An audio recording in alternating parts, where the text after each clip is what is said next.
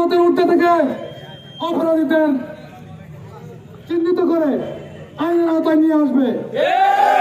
এই আশাবাদ ব্যক্ত রেখে আমি আমাদের সংক্ষিপ্ত প্রোগ্রাম এখানে সমাপ্তি ঘোষণা করছি।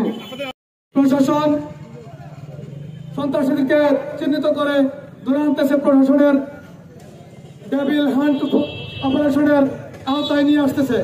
কিন্তু কিছু দুষ্কৃতিকারী 5 আগস্টে প্যাসিবাদের সাথে ছিল, এখন আবার নাম পাল্টে সুযোগ নেওয়ার চেষ্টা করতেছে।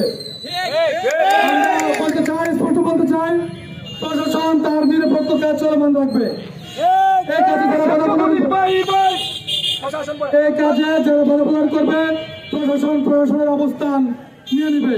আমরা তাদের সাথে একমত থাকবো ইনশাআল্লাহ।